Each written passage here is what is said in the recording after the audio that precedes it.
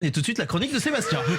Oui, et cette fois-ci, je ne reviens pas avec mon fidèle combo regard vague et main dans les poches, mais avec un tennis magazine de 2010 que j'ai eu un grand manque de plaisir à feuilleter tout le week-end. Alors, à votre avis, de quoi ça parle, tennis magazine? Juliette, peut-être une idée? De coupe de cheveux. Eh ben voilà, t'es comme moi, t'as pas du tout cerné le problème. Vous allez dire que j'exagère, mais je vous assure, je l'ai lu et ça ne parle que de tennis. C'est coup droit sur revers, revers sur coup droit, tie-break sur balle de match, et si par miracle on rate une ou deux pages, on atterrit sur Nadal. Non mais c'est infernal cette mentalité. Alors, je vous vois venir, vous allez encore crier à la mauvaise foi, et en vrai je vous comprends car j'ai perdu quelques miles en crédibilité depuis que mon assiduité à l'écriture de chroniques est à l'instar de la carrière de Yannick Noah, c'est-à-dire en dents de scie.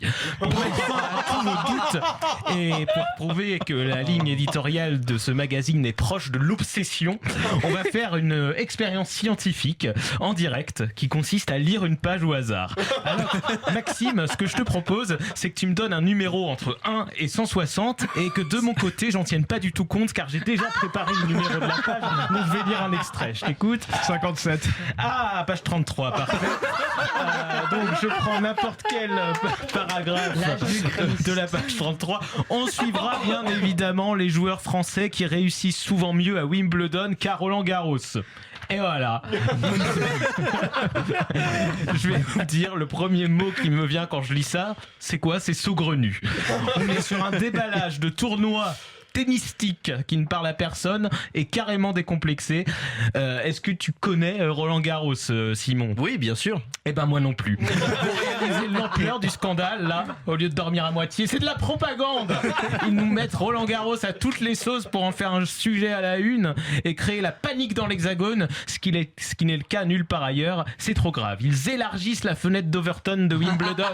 On n'achète pas un tennis magazine pour lire une apologie des terres battues. Non, si j'avais su, en ouvrant cette archive de collection datée de 15 ans, que j'allais me retrouver piégé dans un espèce de huis clos angoissant abordant aucune autre thématique que ce sport au jargon aussi incompréhensible que la durée de ses matchs, j'aurais troqué sa lecture contre une activité moins sectaire et plus saine, comme par exemple assister enfin au séminaire Initiation au mal alpha, pour apprendre à marcher en bombant mon torse de leader charismatique et dominer mon environnement avec un mindset de guerrier.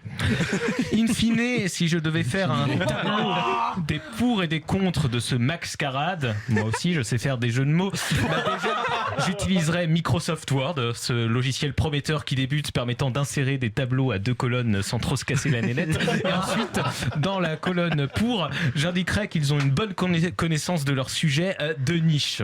Alors je sais qu'il y en a qui disent niche tout court et non de niche, mais gardez bien en tête que le jour où ce débat stérile m'intéressera, je serai devenu conducteur d'installation automatisée en industrie alimentaire à Saint-Armand-sur-Sèvre en Nouvelle-Aquitaine.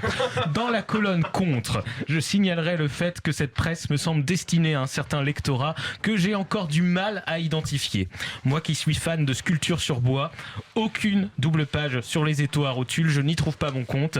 Si on identifie les principaux mots-clés de ce magazine, soit à l'aide d'un algorithme de reconnaissance sémantique et d'analyse textuelle approfondie par réseau de neurones, soit en lisant 3 phrases à l'arrache, il apparaît un certain champ lexical lié à un certain sport, essentiellement le tennis.